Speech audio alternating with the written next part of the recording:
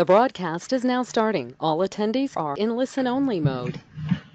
Good afternoon, everybody. I want to welcome you to the webinar this afternoon. My name is Joe. For about the next hour, you'll be listening to me. You are on auto mute mode here within the webinar, but if you notice on the toolbar, you have a hand. At the end of the session, there will be time for questions. Just click that and I'll be able to unmute you to hear your question. Excuse me. Today's session is with regards to the many changes on the Medicare, Medicaid side for MACRA and meaningful use. So what we're going to look at today isn't necessarily dealing much with the PrognoCIS aspect, but more of the CMS programs, as far as what the requirements for you are as a clinician, as a medical practice. There is a separate webinar that's beginning after next week that is dealing with all of the screen changes in PrognoCIS. But in order to deal with the screen changes, we want to first give you the background as far as the requirements of the data you have to capture. So first of all, we got a little bit of definitions, reminders as far as meaningful use. Meaningful use is what we've been under since 2011, and that was for both Medicare and Medicaid providers. Now, as of last year, December 2016, meaningful use ended for Medicare providers. It does continue for Medicaid providers. Now, for some of you that qualify for both, we are going to touch on that as we go through the new program on the Medicare side as far as what the requirements are for eligibility and participation. But just in an overall nutshell, until now, MU has been for both. It's now, as of 2017, for Medicaid only.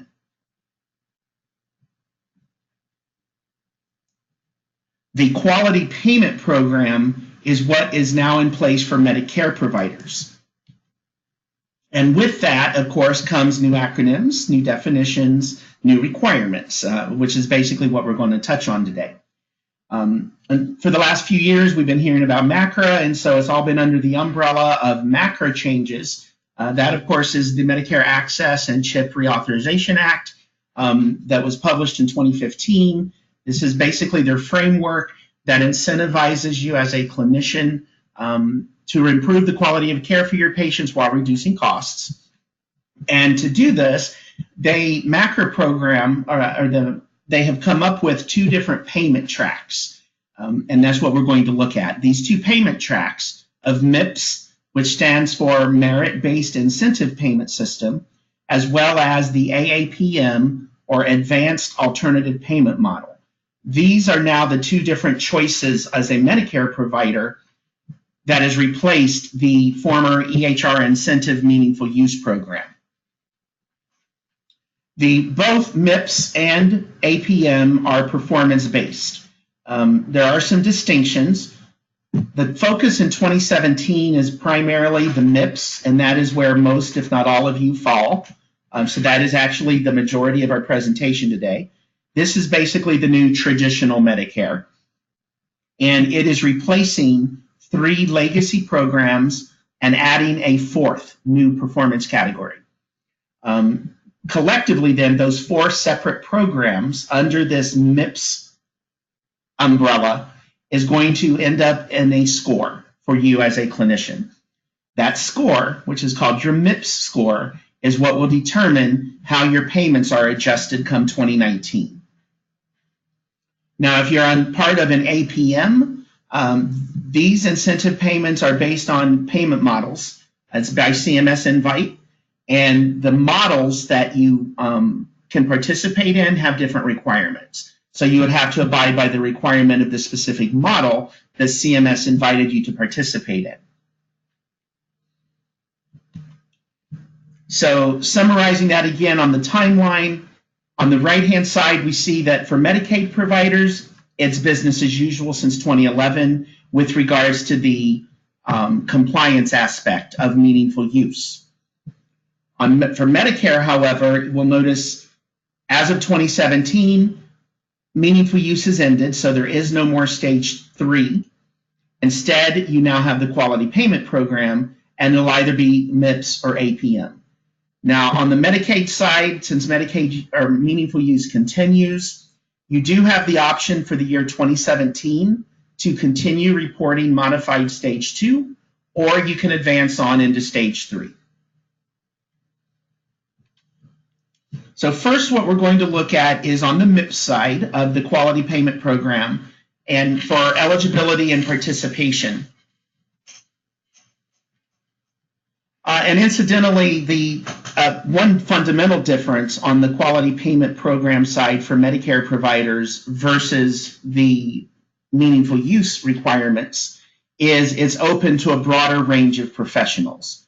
Meaningful use was only available to mainly doctors. Your mid-levels and things like that, those other specialists were not eligible, whereas under MIPS they are. So now, previously, if you had been excluded from getting any kind of incentive dollars, you now have the ability of being eligible for those incentive dollars. So it is eligible to physicians, to PAs, to nurse practitioners, nurse specialists, CRNAs, non-patient facing providers, basically most professionals who exceed the low volume threshold. And that is what is defined here in our turquoise box. This is a two-part requirement. So it is a clinician who both bills for more than 30,000 or more Med B allowed charges, and also does that billing for 100 or more Medicare B patients. Now, professionals who would be ineligible, even if they meet that threshold, would be physical occupational therapists, social workers, certified midwives, any physician or PA or nurse practitioner who would otherwise be eligible. You are not eligible if 2017 is your first year as a Medicare provider. Also, anybody, regardless of your credentialing, who fails to meet that low volume threshold, and any of you who have been invited by CMS to participate in an APM. Meaningful use, again, the requirements are unchanged from previous years. Of course, we do encourage that you go to your state agency because they may supersede any of what CMS's requirements were. The one caveat here would be that 2016 was the last year you could register to participate in MU. But if you have already attested at least 1 or more years prior to 2016, then you can continue on in that program. And that final bullet point is also new. Previously, when MU was the only program, and you as a professional qualified both for Medicare and Medicaid, you had to choose. You no longer have to choose. If you qualify for both, you can participate in both. Now, along with that, to verify your level of participation for MIPS, you'll notice here at the top in the blue rectangle, there's a couple of web links given to help you verify. This is based on your clinician NPI. So this is based on your individual NPI, but there is both an individual and a group option. But to verify if you qualify as either one or both, it is based on your individual NPI. So you would go to that participation lookup, enter your NPI, and click that orange Check Now button. Now, individual is defined as somebody who has their NPI is tied to a single tax ID number. Your data would be submitted individually for each of the categories that are required, and then your payment adjustment in 2019 will be based solely on your own individual performance. You will have an individual MIPS score. A group is 2 or more clinicians where their NPIs have been reassigned to a single tax ID. In this regard, your payment adjustment, also in 2019, is going to be based on the performance of all eligible clinicians within that group. And it's important to note that that's even if the individual clinician is not otherwise eligible individually. So there is choice involved here for you if you qualify for both. Now, of course, there's pros and cons to both of them. The score would be rated both individually and group-wise, and then if you qualify, you would get the higher of the 2 scores as far as determining your payment adjustment. If there are some differences on the group reporting side as well, so at the end of our presentation, there is an appendix with some bullet points on that, as well as that group registration website there. But once you plug your NPI into the participation status screen, you're going to find out whether or not you are eligible individually, as part of a group, neither, or both ways. This first example, and I've got 4 examples here to show you of the same screens, but this shows you an example of a clinician who is potentially newly enrolled. Maybe you're fresh out of med school, or at least you just now got credentialed to treat Medicare in 2017. So you are not eligible as an individual. You're also not eligible as part of a group if you are in fact part of a group. So in this example, you do not need to follow the requirements we're about to cover in our session because you're exempt. It is important to note that an exemption is not the same as non-participation. Just kind of asterisk that in your short-term memory. We'll get to that a little bit later. Second example is a clinician who is individually exempt, however, eligible as part of a group. This would be an indication of a clinician who individually doesn't meet the low volume threshold. Within the practice, potentially he or she may be part of a multi-specialty practice. Maybe within his or her scope, there are no Medicare patients, or at least it's under that low volume threshold. However, other partners within the practice of the other specialties do treat Medicare. They do exceed that low volume threshold, so therefore the group is eligible. So this would give you an opportunity to still get a benefit of an incentive as part of the group, even though you would not otherwise get one individually.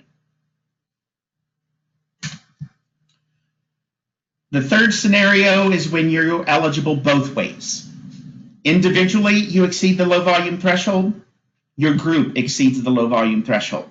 So you can report both ways. And in that scenario, the higher score is what CMS will use to give you your payment adjustment.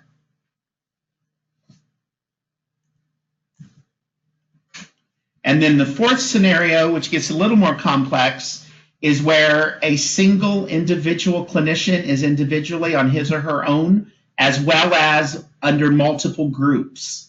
Or he or she at least is part of multiple groups, and each of those groups may or may not be eligible. So for instance, maybe you do have a solo practice. You do treat Medicare. You qualify individually.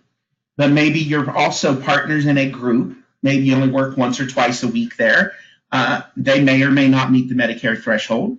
You might be part of another group, a surgical center or something that may or may not treat Medicare. So it all goes back again to your individual NPI. Whether or not that NPI is getting billed and processed through Medicare individually and or part of a group, you may have singular or dual eligibility. And you would choose which way to go when you have both options, and then CMS makes the decision based on the higher score. So that is eligibility. Now, once you're deemed eligible, and call to mind now your asterisk from short-term memory a few slides back, an exempt provider is not a non-participating provider. As we mentioned a few slides back, if you're exempt, you're not penalized. You're not going to worry about getting a negative payment adjustment. You also will not get any kind of an incentive either. Now, if you are eligible, based on any of those scenarios that we just looked at, for 2017 only as the transitional year, you are allowed to pick your pace of participation. And there's 4 levels of participation for you to choose from. The first of those is non-participation. And again, this is not the same as being exempt. If you are qualified to participate but choose not to, you will get a negative 4% payment adjustment in 2019. So unlike meaningful use where it was compulsory for you to comply, MIPS does not force you to comply. You can opt not to, at least for 2017. But you will be penalized by losing 4% of your Medicare money. And of course, CMS is always on that 2-year interval. So this is 2017 data. You'll get the penalty in 2019. The second option is what they're calling test participation or minimal. And this is where you would get a zero payment adjustment in 2019. So no penalty, but also no bonus.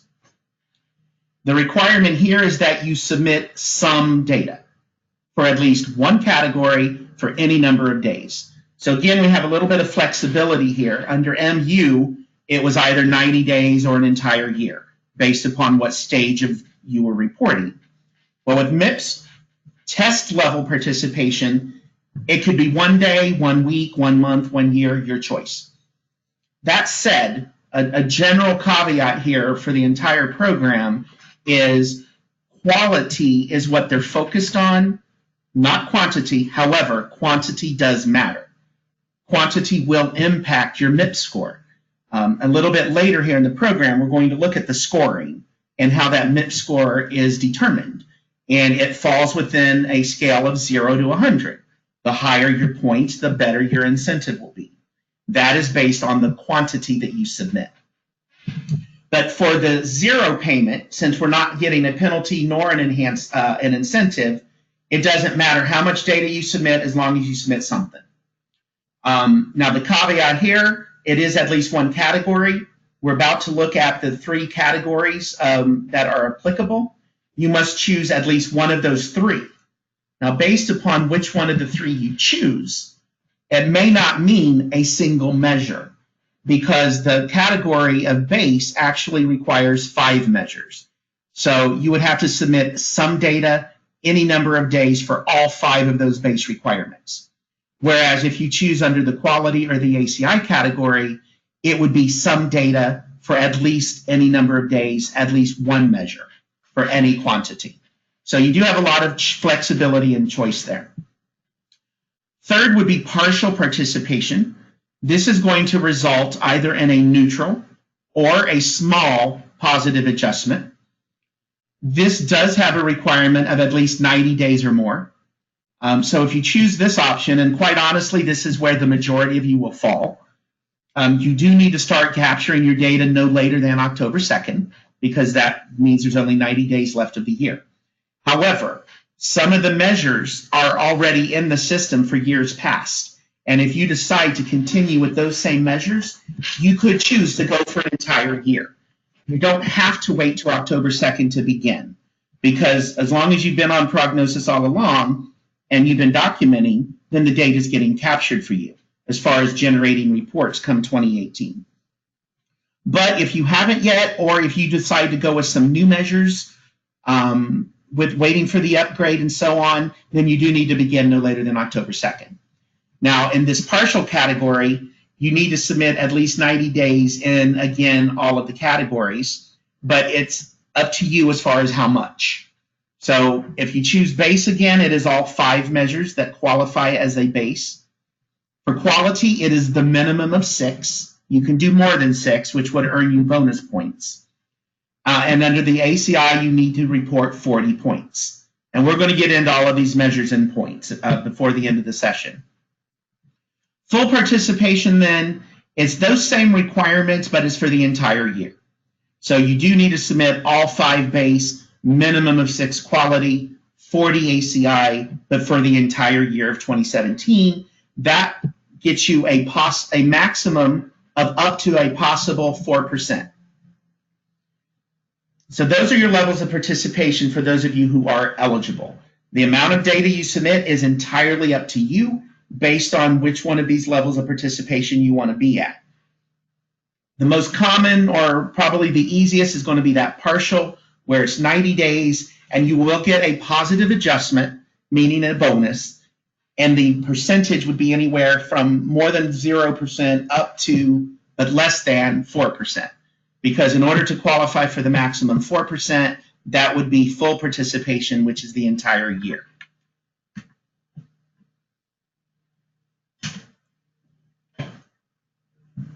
So that said, you know your eligibility, whether you're doing it individually or group. You've decided on your participation level.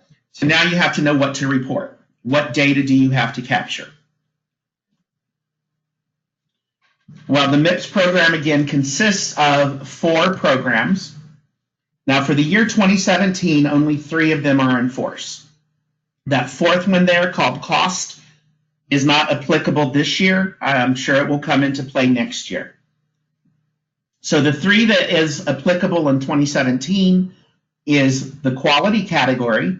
This is basically what used to be known as PQRS. Your physician quality reporting, which was on the Medicare side for an incentive. PQRS is gone as an independent program, but has now been absorbed into MIPS as the quality category. Improvement activities is the new category that they've created just for MIPS. So that is nothing that you've had before. And then advancing care information is what basically is the equivalent now of meaningful use. So even though on the Medicare side you do not have a meaningful use stage 3, you do have ACI, which very similarly reflects meaningful use as far as the measures. Cost, again, replaced the value-based modifier program, but is not in play this year. You are able to choose which measures are meaningful within your practice in conjunction with the data submission method. So basically, again, this is another level of choice for you. Whereas MU was compulsory, they told you what measures to submit. You get a little bit of choice now. However, it is governed by the data submission method you choose in certain places. So this table shows you both as an individual and as a group the methods of data submission applicable for the measures of each category. The ones outlined in the green rectangles are the ones PrognoCIS supports. So where you see EHR, such as under the quality category, or EHR vendor under advancing care and improvement activities, that means PrognoCIS will have a screen that interfaces to CMS. So whereas in MU, you would log into CMS at the registration level and do your attestation directly into their system, you would be doing it through CMS, or CMS will be actually interfacing the data for you. Claims is only an option for the quality category at the individual level, and this again is what used to be PQRS. So for those of you who for the last few years have been participating in PQRS, which was claims-based, that is business as usual for you if you continue to choose that route. That would be the easiest, to be quite honest, if you choose to go for that full participation where you want the maximum incentive. It doesn't require any kind of an upgrade because those measures have already been supported for the last few years. So you could just keep doing what you're doing. EHR, however, as a data submission option is new. And we'll get to that in just a moment. Attestation is what you're used to doing under MU. That's when you'll actually go to the CMS site and do your attestation. So those are the different ways of getting your data submitted, and that will begin starting January 1, and they give you through March 31. So whereas MU only gave you 2 months, Jan and Feb, you now have 3 months under MIPS to do your data submission. So now we're going to look at the measures by each of those 3 categories. And now we're also going to start touching on the scoring and how that MIPS score is going to get created. The quality category, and incidentally, each of these web links now that you're going to see at the top of the pages will take you to the QPP website at CMS that gives you the full list of measures with all of their definitions to help you be fully informed of the requirements. For the quality category, this will be 60% of your overall MIPS score. So this is the biggest chunk of the 3 categories. And that's important to note because, again, quantity is not being enforced. You don't have a lot of thresholds like we saw under MU. You control the level or the amount that you submit. But the more you submit, the better your score will be.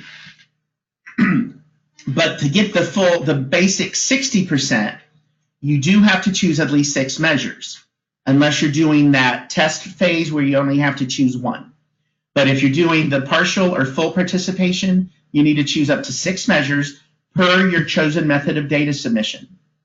And of those 6, one of them must be either called an outcome measure type, or if there's no outcome measure type specific to your specialty, then you need to choose one that is designated as a high priority. The other 5 can be any you want. The two data submission methods that we support are your claims-based and your EHR-based. The requirement, again, would be the same as far as choosing at least 6, one of them being outcome or high priority. The difference is the number of measures to choose from. On the claims-based side, there's a total of 74, 26 of which are carried forward from previous years of PQRS. So that's where I mentioned those of you who are used to submitting PQRS, business as usual if you continue to choose your 6 measures out of those. EHR-based, there's a total of 53, 22 of which are automatically carried forward from previous years of meaningful use. So if you decide that you want to go with EHR-based quality reporting, and you have already submitted under MU clinical quality measures where you had to choose 9, you can choose at least 6 of those now without changing anything or having any kind of upgrade needed. Now that would be to get the minimum of the 60 points for this category. If you choose to submit more than 6 measures, you may qualify for additional bonus points, which would mean you could score more than 60. So to help you identify those measures and make your choices, they are within PrognoCIS and not in today's session, but in the next webinar, we will go through the settings where you can read these measures inside PrognoCIS, but they are also at the QPP level. So if you go out to your CMS website, go to the QPP page, each of those measures categories has its own link. This is for your quality, and you can filter it by the data submission method. As you see outlined in yellow there. So this example is showing you filtering it by claims level. There's a total of 74. And then all 74 of those will be exploded on your page as a hyperlink. And if you click on the hyperlink, you will get that message description opened as you see here in the lower right. And I've outlined in blue the 2 areas you want to pay attention to. The measure type in this example is outcome. The high priority in this example is yes. So this definitely qualifies as one of the 6 that you choose. These are the 26 that are currently carried forward from PQRS. So out of the total of 74, these 26 require nothing different on your part because they're already there. EHR-based measures, again, now I'm filtering it by the data submission method, as you see outlined in yellow. There's 53. Same design on the screen here. They're exploded out in hyperlink format, and if you click on it, you'll see the definition as well as the specifications. In this example now, I'm showing a process measure that is not a high priority. So there's a variety of measure types, and high priority is either going to be yes or no. You're choosing a minimum of 6, one of which must be either outcome measure or high priority. And then here's the list of the 22 EHR-based that are carried forward. And in these tables, incidentally, in the PowerPoint, I've just shaded the blue to show you the ones that are either outcome or high priority. That's the only significance of the color coding, because one of your 6 has to be one of those. Now, both of those options also allow you to filter by specialty. So even though there's a total of 74 claims-based and 53 EHR-based, if you don't want to look through all of them to make your choice, you can limit it after you've chosen your data submission method filter by specialty. As you see here, the filter I had chosen only shows 27 now instead of 74. So that is a very user-friendly screen available to all of you from the QPP website. So that will help you identify a minimum of 6 or more, however many you choose to submit. Second category, which is new to MIPS, is the improvement activities. This is 15% of the overall score. So 60% was quality, quality. 15% now is improvement activities. This, of course, is going to be an area of choice again, where you want to make sure the activities you choose are relevant in your practice. You need to choose and implement from 2 to 4 activities. And the 2 to 4 is up to you as long as you equal 40 points. Each activity has a weight that CMS has defined. If it is a medium activity weight, it's 10 points. If it is a high activity weight, it's 20 points. So any combination of medium or high that equals 40 is what you get to submit. Now, it's important to note that out of these 92, which are divided in categories, 18 of them also can earn you additional bonus points, which we'll touch on also a little bit later when we get to the next category, because that's where bonus comes in. So not only can you submit 40 points here and get the full 15% of this category, but you may also get additional points towards your ACI score. The difference is the improvement activities themselves do not mandate you track data in EHR. They're basically your yes-no attestation type things, where when you do your attestation, you're simply going to say, yes, I did it. Now, it is on you, the burden of proof, if you ever got audited, because it's not electronic data, you would have to have the proof, whether that's a staff in-service log or sign-in sheets or policy procedure manuals, whatever, and you need to maintain those for up to 6 years. Now, the 18 that count towards bonus, the bonus is only earned if out of those 18 you do track it in EHR. So there's a total of 92. You're not mandated to do it in EHR, but out of the 18 that are indicated, if you do store them in HR, you get bonus from it. So a little bit of activity research for you there to make your choice. Again, the UI is the same on the QPP website, except the only filter here is the weight. Data submission is only through attestation here, so you don't worry about claim-based or EHR-based. It's the same list regardless. You look through the 92, choose the ones you want, and as you see here, I've got one indicating that's medium and one that's indicated as high as far as the weight. And these are the 18 that are designated as bonus points if you track them in the EHR. So when you're choosing the 4 out of the total 92, any of these will also earn you bonus points in addition to giving you your IA score.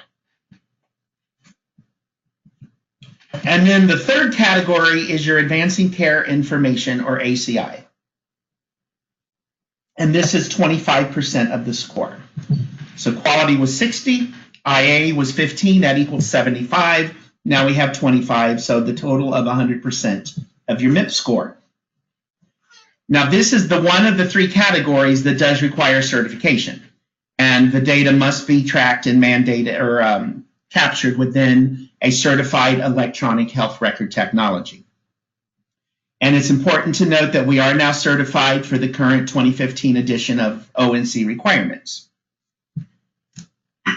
as of the priority upgrades, which begin next week. I'll touch on that a little bit later as well. But the requirements of this category is subcategorized into 3 different classifications. So ACI as itself is a category within MIPS that is worth 25% of your score, and that is derived from 3 subcategories of measures. Each of those subcategories has its own number of points that equals a maximum of 155. This sounds like some really weird math, because even if you get that maximum of 155, CMS only gives you 100. But this is where that quantity choice comes to play, because the more data you submit, the higher score you can earn.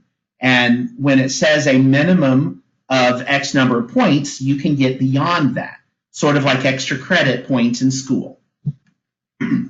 So this is the category where you can really benefit on your performance being amped up, because you can start getting all these additional bonus points.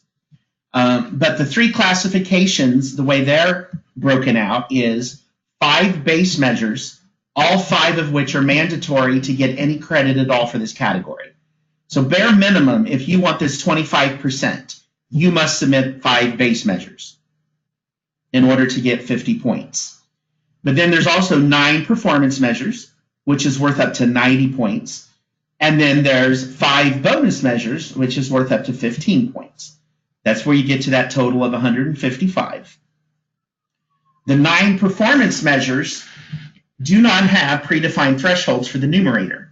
So even though this ACI category is the MIPS version of MU, if you recall under MU, each measure had thresholds, 50%, 80%, 60%, that you had to meet or pass in order to get credit.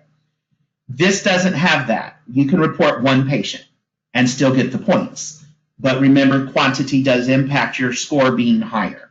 So you might want to pretend there are thresholds and still aim for that 80% or that 100%, because that's going to throw you in a higher percentile. And we're going to look here on the next slide how that percentile matters in your final score, because each measure is scored against national benchmarks that will result in the number of points from 1 to 10 that you get for each individual measure. Now, 3 of your required base measures are automatically counted towards performance also. And then out of the 5 bonus measures, and of course bonus, as it indicates, is optional, so it's up to you, 3 of your performance measures, if you choose to do them, automatically give you bonus points as well. And then as we talked about on the last category, out of the improvement activities, if you report any of those 18 in the EHR, those are also going to give you additional bonus points. Now, these measures are, again, are more closely going to reflect meaningful use in your mind, if you're used to that, as far as definition and naming and all that. So if you go to the QPP website, go to the ACI link, you're going to see the 15 measures that are the core objectives of ACI. And in this table, or in this slide, we've broken them into a table by type. And the maximum possible score for them. So you see those top 5 are your base, 3 of those of which are also performance. Then you have 5 that are performance only, and all of your performance measures are worth up to a maximum of 10. Then you got, actually there's 3 here. This slide needs to be updated. You got your immunization registry, your syndromic surveillance, and your electronic case reporting bonus measures. Those are performance as well as bonus. And again, the bare requirements here would be the 5 base. If you do not submit the 5 base, you get 0 for ACI. But if you submit the 5 base, you can get up to 50 points. So now we're going to look at the weightage and scoring. So you got your eligibility, chosen your level of participation, decided upon what measures based on the data submission. Now, how is your score determined, and what kind of payment adjustment may you expect? Well, each category, again, has weights, as we summarized up above. Quality is 60%, cost is nothing this year, improvement activity 15%, advancing care 25%. That equals a total of 100%. 1% equals 1 point. So it's actually going to be a score of 1 to 100 as far as your bottom line number of points that you get. So we're going to go through some examples now to try to understand the math. 60% of the overall score is coming out of your quality category. And this is regardless of if you do claims-based or EHR-based. Minimum of 6 measures to get this 60%. The more you submit, the higher performance benchmark you'll reach, and therefore get bonus. But we're using the best and worst case scenarios here in our examples. So this table in the lower left are the performance benchmarks which CMS has defined. These are defined based on 2015 PQRS data. Again, that CMS operates on that 2-year timeline. So based on that, they have created these performance benchmarks for every measure, every quality measure now we're talking about. The minimum points you can receive is 3. So you'll notice there's no 1 or 2 here. Even though they broke these into what they call deciles, you would think that that would mean 10 because of the prefix DEC. But 1 and 2 and 3 are all combined into below 3, or 1 and 2 are combined into below 3. You would get a minimum of 3 points even if you just submit a single patient. So again, going back to those levels of participation, if you say I'm going to just submit something so that I don't get penalized, but I'm not going to worry about getting a bonus, you'll get at least 3 points here by submitting one measure, whether it's a good measure or not. So that would be your worst case scenario. You would only get your minimum of 3 points. If you submitted that single data and they put it in the performance benchmark for that measure, and this is regardless of what measure, whether it's diabetes, depression, A1C, whatever. Bottom example is your better case scenario, where you submit a lot of data and you therefore get the full 10-point maximum because your percentage was extraordinary. It went at least that 76.17% or above. Now, these benchmarks are different for each measure. This is just a random example I pulled off of the website for the PowerPoint. Not every measure will have these same numbers. So to plug the numbers into that formula to help you understand a number of points so that we can get to our final score. Measure 1, let's say you got 10 points. Now, again, there's a minimum of 6 for that base. Any more, you can get more bonuses. So you'll see here, based on my first 6 measures, I've given you a different number of points. And in your own world, if you want to understand it better, you plug in your own numbers.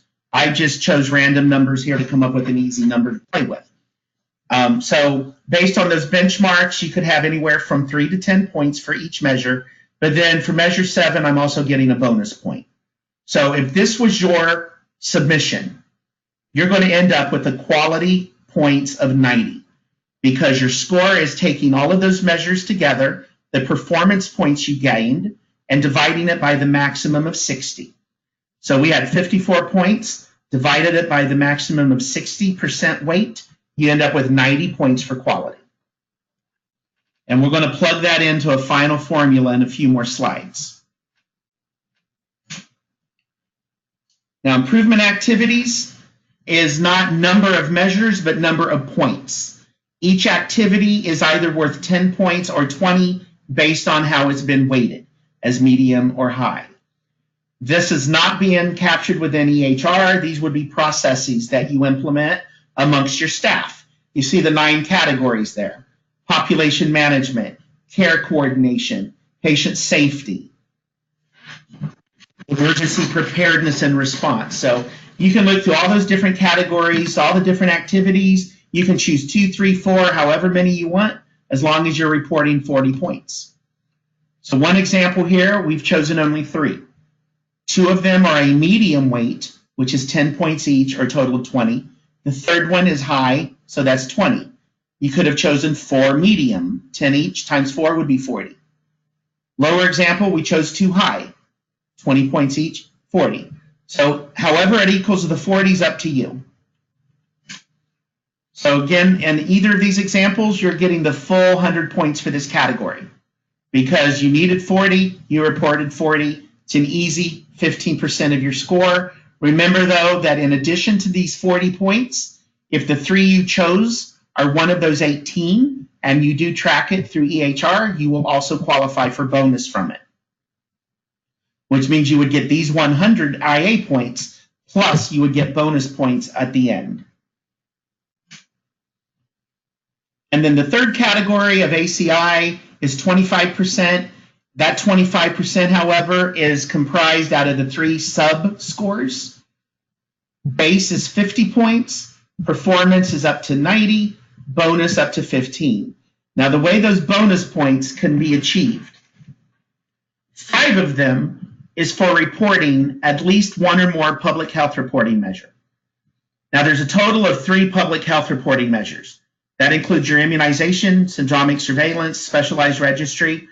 Whether you do 1 of them, 2 of them, or all 3, you get 5 bonus points. So if you do implement or do any of those electronic interfaces to registries, you're going to automatically get an additional 5 points because those are also performance measures. The 18 improvement activities then are worth 10 points. So if you report those 18 improvement activities inside your certified electronic health record technology, you also get to earn 10 additional bonus points. So looking at these again then in numerical format, your 5 base measures, remember all 5 of them are required in order to get the score of 50 points. You don't report 5 of them, you get 0 points. So it's 50 or 0. And now it's important to note here that the first one is yes, no. Your security risk analysis, that's a straight carryover from MU. There is no numerator involved. The other 4, the numerator could be at least 1 or more. So that's where your 50 maximum points could be less than, depending on how they rate your performance in those percentiles. And then similar to what we saw up above on quality, your ACI performance has benchmarks. Now here, however, it's each individual measure is worth anywhere from 0 to 10. In our example, I'm showing all 9 performance measures with, again, a different numerical value assessed to each. So for our example here, I'm giving you the full 90 points available. You could, of course, perform more poorly than that based on the percentiles. And here, the benchmarks are different, again, than what we saw up above for quality. The deciles up above had random percentages worth a number of points. Here, it's very easily in groups of 10. Now, as far as the performance rate and where you fall, that is going to be based on your numerator denominators that you report. So in our example, we're showing you a numerator of 90, a denominator of 100. That gives you a performance rate of 90%.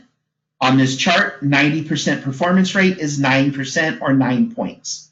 So your ACI score for that measure would be 9. So that is how I arrived at these random numbers here, is based on the numerator denominator you submit for each of those. They're going to give you a percentage based on these increments of 10. Each of those final percentages equal a number of points for that measure. And then for bonus, again, you're either going to get the 5 if you do a public health reporting performance measure that also gives you 5 bonus points, or you'll get 10 bonus points if you attest yes to 1 or more of those specific 18 improvement activities. So in our example, I didn't do any improvement activities in EHR, so we're only getting the 5 bonus points for immunization registry. So now we're going to take all of those numbers to get a combined ACI score. Our base was 50, performance 90, bonus 5. That equals a total of 145. That's greater than 100, so CMS is giving you the maximum allowed 100. So that would be the full 25% of this category. And again, those numbers could vary based on all of the different measures you choose and how well you perform and where they fall in the predefined benchmarks. But these numbers are hopefully just there to visually give you an idea of how the math plays out. So now to get to your final individual MIPS score. We take all of those different categories, final score, and plug them into their equation. You had your quality of 54. Your IA, we got the full 15 because we submitted the required 40 points. That was 100%. ACI, we exceeded, so we got the full 25% there. Taking a percentage per point, that gives us a final score of 94. So that is a very high MIPS score. To determine how that turns into a payment adjustment, the MIPS composite score is based on these different levels. The 0 point, again, is your no participation. If you choose not to submit anything, you get 0 points. If you were eligible, not exempt, but eligible non-reporting, you will get a negative 4% come 2019. Neutral payment adjustment, if your final score was 3, because all you did was 1 patient, 1 measure, just to do something, you could get the minimum of 3. If you fall in that 4 to 69, which is where most of you will be, well, those top 2 actually, because some of you may exceed the 70 points as well, as in our example. But that kind of shows you now, regardless of what numbers you plug in to these examples I gave you, you will see how you can control the more getting you a higher score. You do the bare basic minimum, you're going to have a much lower score. But the higher your score you want to get that higher percentage, then submit more data. So in this example, we would qualify in that top tier because our score is 94, so that's greater than 70. We would get a positive adjustment for sure, and we're eligible for an exceptional performance-based bonus.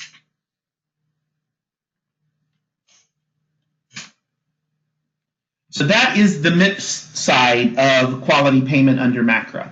Now the advanced APM, this again for 2017 was based on invitation. CMS sent letters out at the earlier part of the year to providers that they wanted to adopt into a advanced payment model, alternative payment model. These have criteria based on conditions, care episode, patient populations, and so on.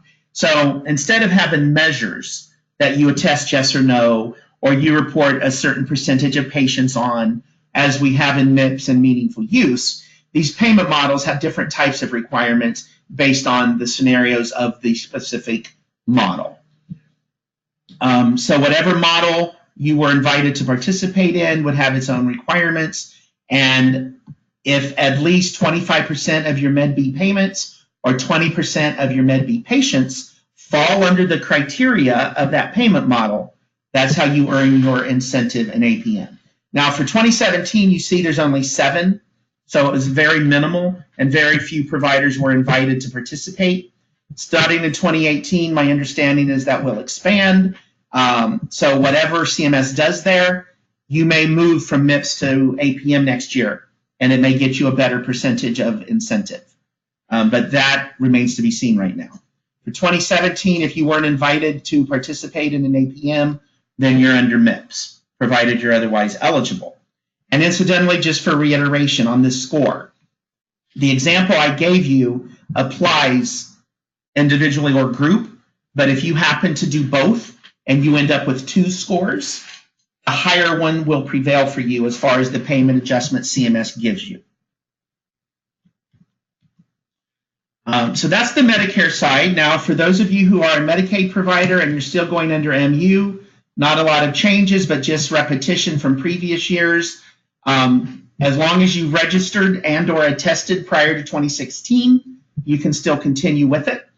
The requirements, of course, are at the state level.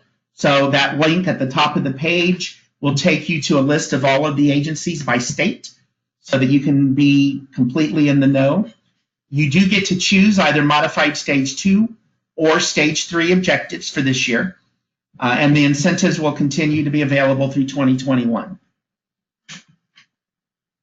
And then here is a list with the link of this modified stage 2 measures, which have been supported in PrognoCIS for the last few years, as well as the new stage 3 measures, which are, most of them are carried forward, but anything that is new is part of, such as that measure 6, coordination of care is new. That's all included in the new priority upgrade that's coming out starting next week. So unless you want to go to stage 3, you don't need the priority upgrade. You can just go forward with what you have. However, as far as what is next, as a provider, and this is applicable only for a provider's login, you will start to get this yellow survey pop up where you need to indicate what program or programs you want to go for. And this is helping us in determining those priority upgrades that are starting next week. So far, we've got, I think, 400 or 500 of you that have already opted for the priority upgrade, and all of you are getting it next week. But again, it is not mandatory that you have it unless you're going for some of those measures that are not currently available. But this is just a quick one-time only survey that you can fill out, and it's only for the doctors. Once you decide, or any questions you have, or you do want to get upgraded, and you're not a doctor, so you don't have that survey to fill out, but maybe you're the office manager, and the doctor says do it, go out to the resource center under managed cases and create your ticket for the QPP or MU team, and they'll do what's appropriate for you to get you on that list. Now, I'm not getting into prognosis screens, but just as an introduction for you, and this is covered in more detail in the next series of webinars, we have redesigned the MU setup screen. It is now for both QPP and MU, and based on the program or programs you choose, it's going to give you all of those measures. So if you see this accordion here at the bottom, to the left of the green bubble, these are all of those measures that I showed you up above. You can go to the QPP website. This is how you'll find them inside Prognosis. So like when you go to the applicable category there inside this accordion, for instance, here under quality, you're going to have either the claim-based or the EHR-based tab. Choose the measures that you want to go for, and then that's how your reporting is going to know what to report on for you. And the reports, which really aren't relevant until 2018, there are new reports included, classified either as QPP MIPS or meaningful use. Okay, so here at the end, there are a couple of slides, just checklists and reminders of everything we talked about up above, as far as your requirements at the categorical level, the minimum requirements, whether it's going to be a yes-no attestation, etc. Getting started, you want to make sure that you know your eligibility, whether you're going to do individually or group, verify your data submission method, your level of participation, get your data collected inside Prognosis, and then come January 1, of course, there'll be more webinars then about submitting the data and all the different methods that are supported. If you are worrying about group reporting, this is more information at that level. And then for your EHR-based measures or your meaningful use clinical quality measures, they are actually on a different website.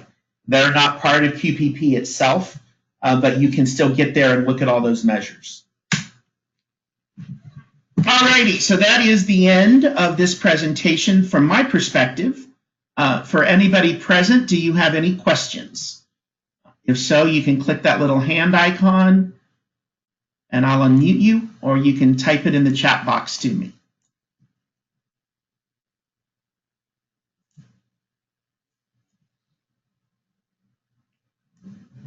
All right, I'm assuming I did a fair job then of presenting it since I'm not getting any questions. You do have, you'll see here at the bottom of the slide, a group email that goes to the QPP support team, and you've always got the managed cases option on the Resource Center. So there are sources available for you, and keep your eye on the webinar schedule because it is getting updated as far as the new Denali upgrade. And let us know if you have any other issues. Oh, I see a question now. I honestly don't know all the different specialties that are available, Sheila. I know the majority of our clients are pain management, so I'm sure there's something of relevance to them. But you can go out to that API on the QPP website and see if they let you filter it by pain management, and it'll show you, even though the description of the measure may not say pain management, it may still be applicable to your specialty. This webinar has been recorded, so yes, by the end of the evening, it will be available on the Resource Center, the recorded version. The PowerPoint is also out there already for you to download.